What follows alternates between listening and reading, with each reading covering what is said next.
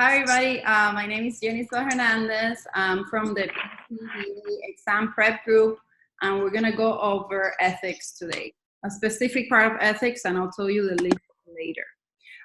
First, let's go over the disclaimer, which is that the BCBA and BCBA exam prep study group was created by and for students to earn their BCBA and BCABA certification. Most of the leaders and participants are not a BCBA or BCABA at this time. Basically, these meetings are meant for active discussions, collaboration, questions, and for us to go back and forth with the information that we have, and we want to share it. Due to the importance of ethics, we want to give like a list of the main ethic points that we want to focus on. Is that please don't share any test questions during this meeting that you have encountered, or any specific test mock-like questions that you have done from paid resources. And if we do share any information from open resources, peer-reviewed articles or books or anything like that, let's give credit to the authors. And also, as students in the field of applied behavior analysis, we must act in a professional, ethical manner. That's why we created this little list here for us to have a smooth Zoom, which is basically, remember, guys, we are recording this and it's going to be posted in YouTube. If you don't want if you don't want to be recognized, you can cover your camera, turn it off, and you can even not say your name, your actual name. We don't have to say your actual name. Get a nickname. Remember to mute your mics if you're not speaking, so that way we don't have feedback on the back, and allow the leaders and participants to turn their turn to speak without interruption, and let's speak in a respectful manner with each other. And let's have fun. Woohoo, yee, yee. That's as much fun as I'm gonna have tonight, I think. Okay, guys. Questions were created by me, and I always make sure to write the page number for each question. And today I use mostly Ethics for Behavior Analysts, 3rd edition, Bailey and Birch. And I also use Pass the BCBA exam manual, but mostly the other one.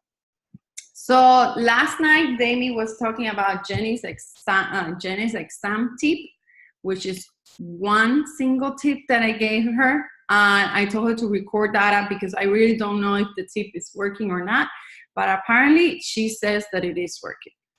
So I'm gonna tell you today.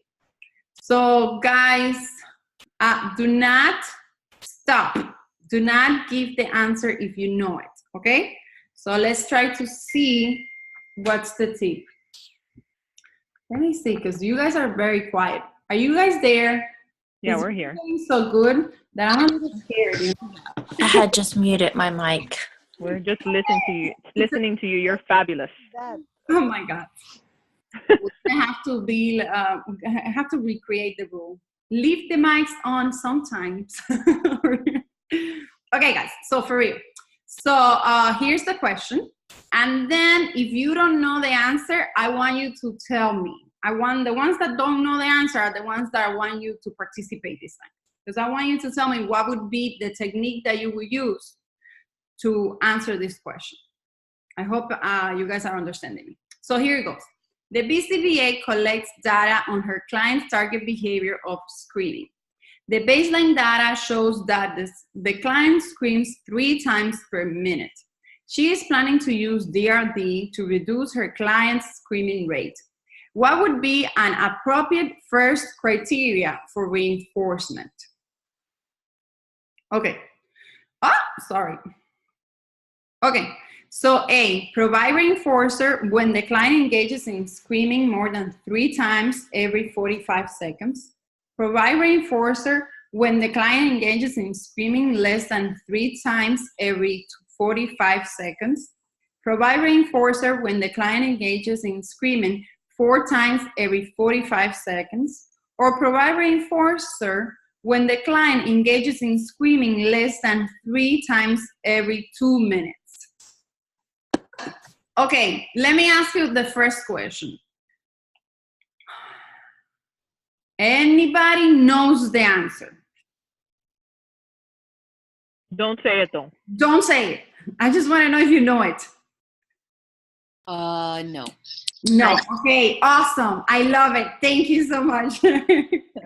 Not even close. Right now, that's what I wanted to hear today. Okay, so what would be your technique in the test to get the answer correct? Or to try to guess? Process of elimination. Process of elimination. So, do you know the answer, Nadia? I think. Okay. Anybody else doesn't know the answer, and do you have a specific technique on how to answer it or guess it? Okay, it's between B and D. Why? Because B and D are the only two that are similar. Okay, so the tip is that one. The tip is when you have no idea what the answer is, you're gonna look at the things that are very similar and sort of count them. So you see here you have 3. Then here we have another 3. And here you have another 4 and a 3. Which one is the amount of time that is repeated the most? 3 or 4? 3. Oh, guys, I'm sorry. I highlighted it in a bad color. It's okay. 3. So the other key thing that it's about that, what's the other key thing that we should be looking at? The words. So it's less. So 1 is less, and the other word is? There's a more. So it's more. I know I'm getting it complicated, but I wanted to get it complicated before I got it simpler. So it's more, and this one is less. Mm-hmm.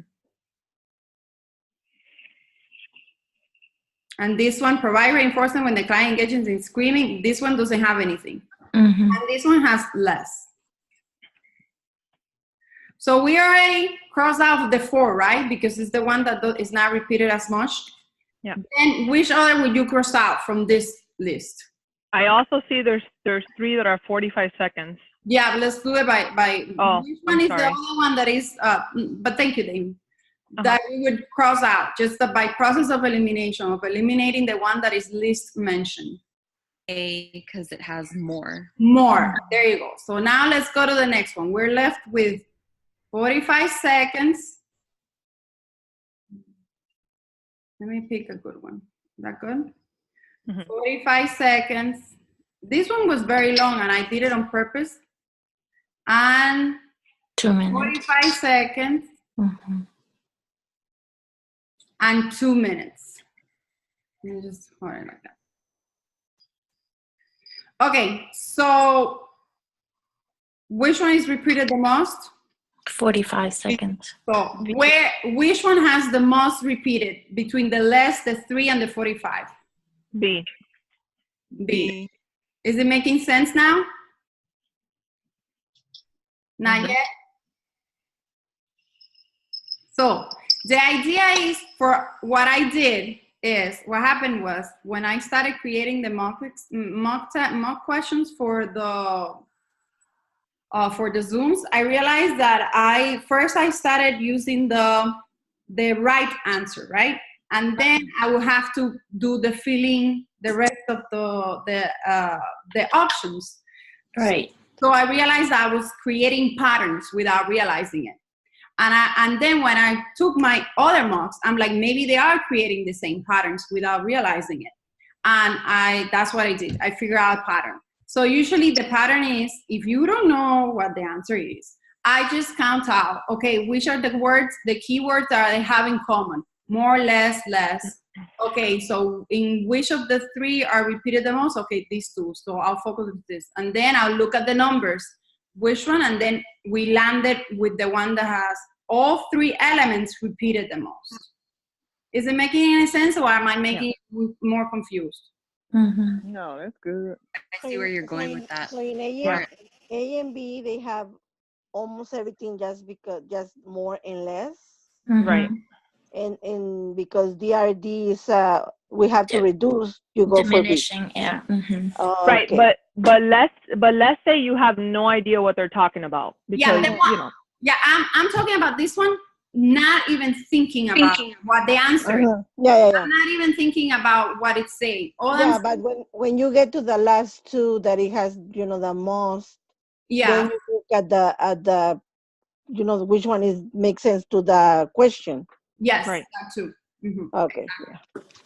Right. But I've had the situation in mock questions where I sometimes, because I haven't finished studying everything, where I have no idea what the answer is. Like I'm totally lost, and I have used her strategy and I've bumped up my score from 60s to 80s just from using that. So my advice is don't go with this to answer all the questions. No. I know what you mean, Damien. I'm making a joke. But the thing is, when we don't know or when we're not sure, then try to see if they created a pattern without realizing it. Okay. And that's it. Wow. That's my advice. Jenny. Boom. What's up? Boom. I couldn't sleep last night. I was like, What is she gonna say? I know, I don't want to miss this Zoom. Oh my God.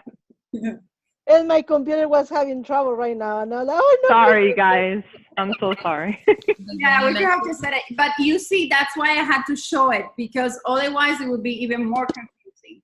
And this one, I made it very confusing because it had 3 different elements. But I wanted you to see the pattern. And I hope it was clear. I was just so excited about getting higher scores that I was like, I need to share it because it's amazing. That's so funny. But it's true. I used it in one that I had really literally no idea. And I marked it. What I did is I marked it in my mock. And I said that I used the strategy. So that's what I want you guys to do for me. Just mark it in your mocks and say, I used the strategy. And then go back and see if it really worked or not. Because if we can collect as a group data on that, then we're golden. We're like, oh, yes, we found the loophole. So the things that we're going to look for is the pattern on what the question was. Wait, basically, it's the answer choices. The answer choices. That's what you're going to see which one is repeated the more. The vocabulary words that are repeated the most. I don't feel clear, but we'll get it when it's easier questions. Okay. That one, for the sake of actually learning the material, is B. So why is it B, guys? Because you're trying to diminish the behavior. So that says provide reinforcement when the client engages in screaming less, and the time that we were having is screaming 3 times per minute. So that one would fit that criteria, 3 times every 45 seconds without kind of making it such a, I don't know, the way I figured it out was that, okay, 2 minutes will be a great difference, and that may be a bit too hard to do. And I'm just trying to lower the rate. So that's why I went for that one. I was between B and D, and to me, it made more sense to say B for that reason. Yeah, because here they say 3 times per minute, per minute, right? Okay, so from now, I'm going to do my best to add a question or 2 questions from section D, since it's the one that is the largest one in the test. You telling me about it. Oh my gosh, I've been doing that all day too. Having a blast. Can I say something, please? Go ahead. Yes, go ahead. Maybe I'm getting confused, but in 45 minutes, he's going to scream 3 times. So the behavior is increasing. It is not less than 3 times. Okay, sorry. Got it. Okay, the answer is B. The answer is B. And it's 45 seconds. It's not 45 minutes.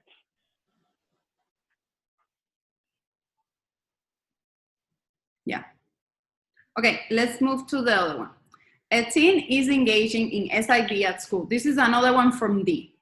A teen is engaging in SIB at school. He bangs his head against his desk 3 times a day for 2 minutes. the differential reinforcer best used in this case would be DRI by itself, DRA by itself, a combination of DRI and DRA, or none of the above. D, none of the above. I'm with D also. Okay, good.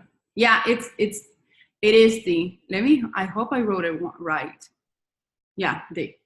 For a minute there, I thought it was wrong. Okay, guys, so why is it D and why do you answer so fast? Because you can't use differential reinforcement for SIB. It's too dangerous for that. Yeah. If you were going to use it, you have to use it with other strategies, right? In combination, right. Never in combination with DRI or anything like that. It's just a bunch of others. Okay, so let's move on to the beautiful ethics. I have 7.0 to 9.4. We're going to cover as much as we can. I wanted to add a lot of questions. And I purposely tried not to do the pattern that I just taught you. Because if not, we never. Okay, the RBT tells you, okay, so the way that I structured today's Zoom is I'm gonna ask the question first, and we're gonna answer the best that we know. And then I'm gonna say exactly what the code says. Okay, the RBT tells you that she saw another RBT pushing a child. No. You should tell the RBT to report the ethical violation. As the company's BCBA and both the RBT's supervisor, you should report the ethical violation. Is that sentence clear? Meaning, it means that you are the boss of both RBTs, the one that saw it and the one that pushed the child, okay? Okay. No one should report anything since there was no ethical violation. You should explain the incident to the company's CEO and she should report the ethical violation. I think you guys know this. I just want you to think about it. They're all tricky.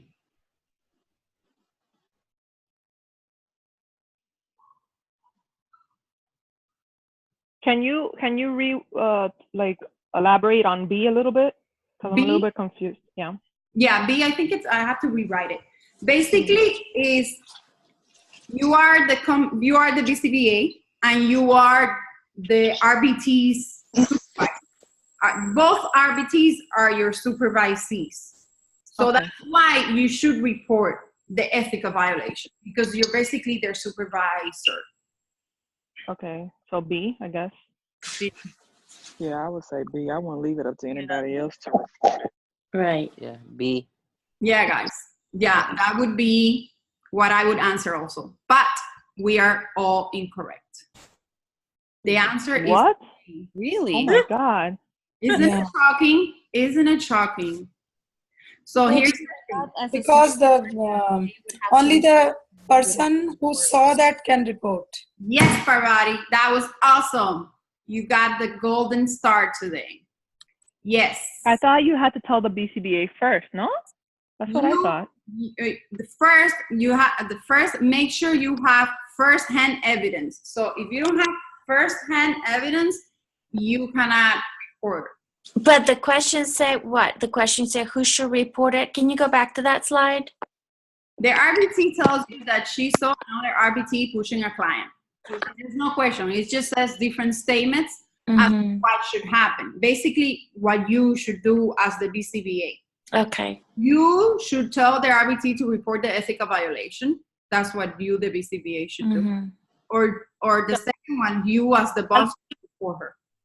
Excuse me. So RBT tells you, meaning RBT tells who? Yeah, then I have to rewrite. It tells you. Let me put it. Maybe you should put at the end, what should the BCBA do? That's it. BCBA. Okay.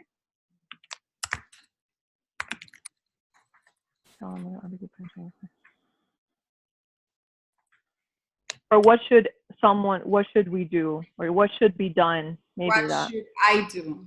No. What should... As a supervisor, I think that no.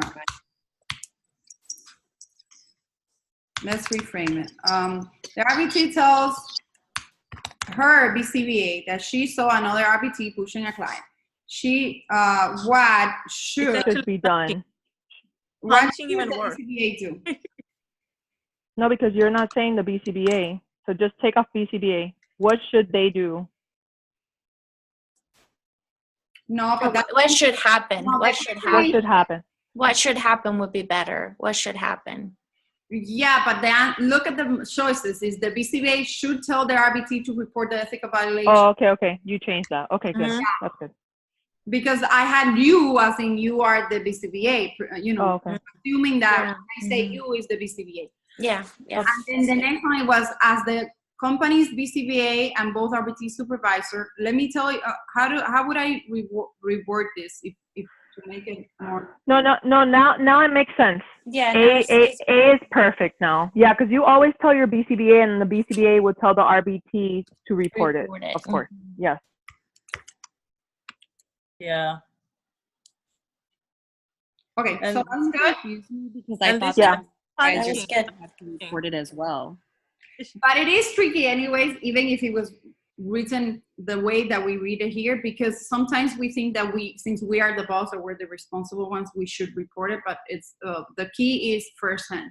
When behavior analysts become aware of ethical violation, doing nothing to correct the problem can serve no good purpose. But you have to make sure you have firsthand evidence.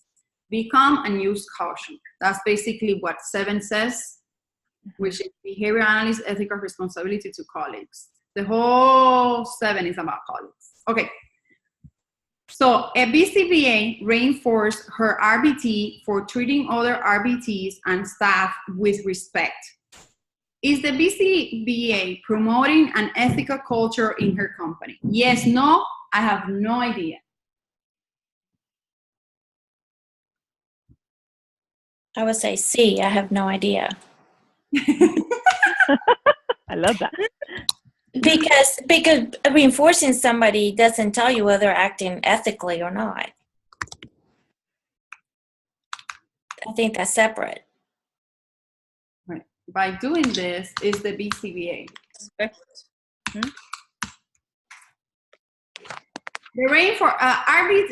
BCBA reinforced her RBT for treating other RBTs and staff members, staff with respect. By doing this, is the BCBA promoting an ethical culture in her company? By reinforcing the RBT's behavior of treating others with respect. Yes or no? Yes. Yeah. Yes. I think A. I would say yes. So yes. Oh, So another one. Go ahead, Mark. I think I would agree with Nadia. What does it have to do if you're reinforcing somebody with ethical culture? Yeah, that's another tricky one. That's why I wrote it. The answer is A, is yes, and here's why. Promoting an ethical culture, behavior analysts promote an ethical culture in their work environment and make others aware of this. So one of the examples that they put is that the BCBA reinforces the behavior of her staff members of acting in a respectful manner.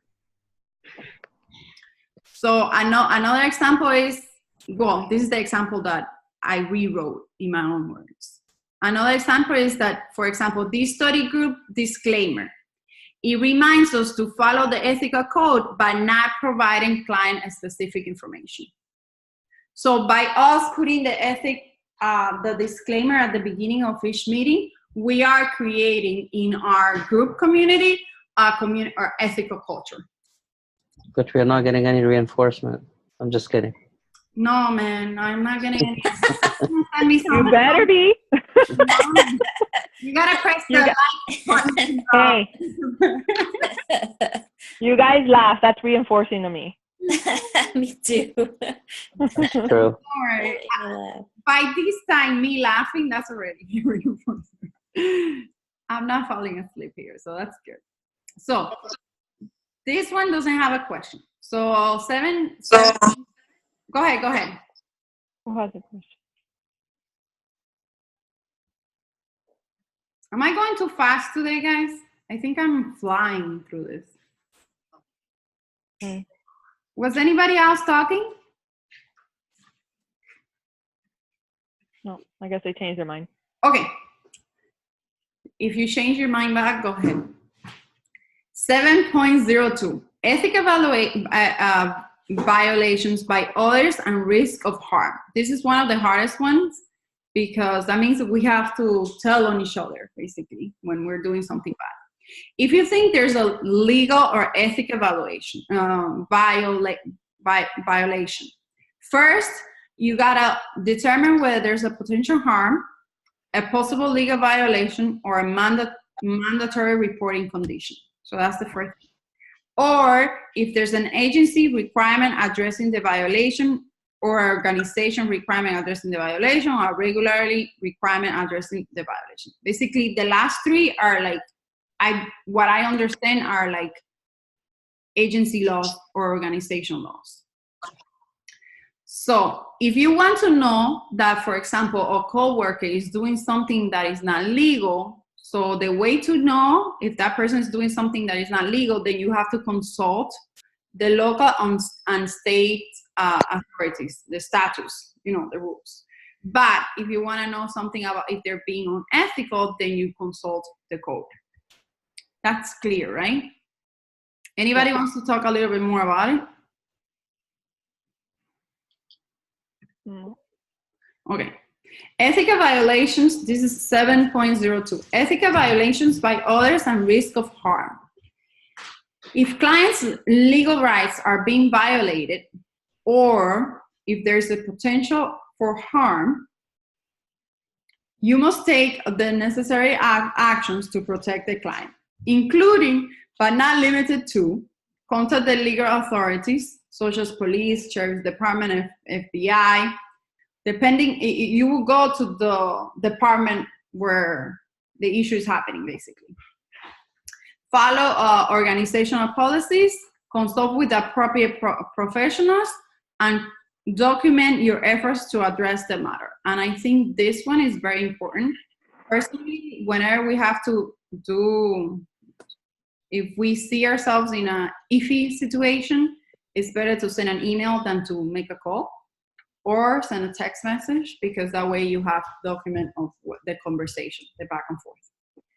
Basically, the important part is report the violation to the parents or legal guardians as well. That's the other extra thing that they had in the book. Okay, so now this is a question for something that we haven't talked about yet. Okay? Okay. You are in charge of reviewing the behavior programs for your company. You meaning the BCBA. Okay, let me put it in quotation. Okay.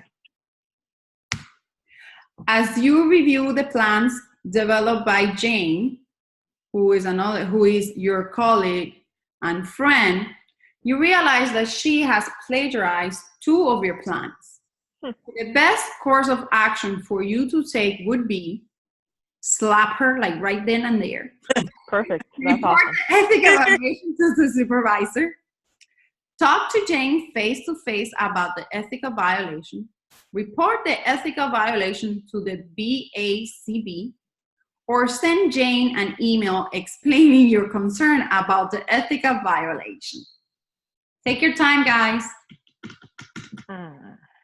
Yes, it's right. D. As a friend, B. I would go with B, but B. I don't know. Let me write down. So we have I think it's B. I don't know. Yeah, as a Maybe I'm I would wrong. say be face to face. Grab I would the bull by the say, horns. I think D as in dog. What about, she said that you need to have a proof earlier. Yeah. That's a D, because when you have to document something, you have to send it. Otherwise, if you talk face to face, and then she will say, no, you didn't talk to me. Yeah. So a Right. D. Yep. Okay, that's a good point. that's a really good point, but we're wrong. Because the answer is No, I was correct. I said face to face. Yeah. The good Latina came out. Yeah, because you have the word. no, I mean, But in the books, everywhere it is mentioned that first we have to talk to them, and if they are not following, then we have to take the next steps. Yeah. Go Latina on them. Yeah, I mean, like, I would think the same thing as Martin and David were saying. So that's why I'm saying that we were wrong. But you guys, the rest were correct. The thing is that we have to put it in writing, but in some point, the first communication has to be in face-to-face. So I guess that would be the rule that we have to make, right? Mm-hmm. First is face-to-face and then in writing. My BCBA has told me before that you always have to give them a chance to correct their behavior. But originally, I would say, yes, I want to give you a chance to correct your behavior, and I'm going to type it out and send you an email. That's not right, exactly. That's why. Follow up with, hey, following our conversation the other day about you copying my stuff. How about you fix it? Yes, that's it, Nadia. That for real. That's the most appropriate way to do it. Remember when I told you about the issue that I had with the school? Mm-hmm. I would talk to them on the phone, and whenever the whole thing started, my supervisor back then, she said, immediately send them an email saying back what they had said to you in the phone call. So I would drop the phone, I would just start saying, like everything, I would write down everything, I would send them an email about it. So the same thing would be if you talk to her in person, you talk to her face to face, but then you send in an email. Mm-hmm. That way you have both. You cover all your bases. Yeah, and if you really want to cover them, if you don't get any action, the next time you follow up email, CC the principal, and then you'll get the wheels rolling. Mm-hmm. Correct. Okay, guys. So the next one is, you heard Jenny, a BCBA, talking about her client, BC. Her client is, BC for... BC, yeah. And using his full name in front of other BCBA and her client, RL. The two BCBAs are DC's therapists. There is no ethical violation here, since the two BCBAs work in the same company and are both DC's therapists. You should confront and accuse Jenny of breaking ethical guidelines. You should approach Jenny and explain that an ethical guidelines was broken and why, or none of the above. Like I said, to me, they're all really tricky. That's why I prefer to write questions. Well, I would say C, because they're talking about, if it was just the two of them, I wouldn't think that they were violating it, depending on where they were and if they were using full names, but there's a client also there. Okay, so I have one for C. Thank you, Nadia. Yeah, after hearing Nadia's explanation, I will go with C. I was going by A, but then, no, I was going with A, but then I was like, oh, okay, I kind of like hear that explanation before, so that's why I'm choosing C. Okay, so we have 2 for C. Who else? Well, even if you were in an agency and there's people that don't work with your client, you can't share their name, even if you work for the same agency. So it can be A. Well, they do work. That's why I specified that they both work with the client. I think it would depend where they were, but I think the fact that the other client is there, that's clearly a violation, because they shouldn't be discussing another client in front of somebody that's not, dealing with him in a professional manner. And do you feel strongly about your answer, Nadia? I do. You do? Let's see. You are correct. Good job. Mm-hmm. I'm glad my brain is not fried completely yet. Thank you, Nadia. Planting those herbs really, did good for you. It must have been the lavender. Or the Nutella. The Nutella, yeah, it boosted my brain power.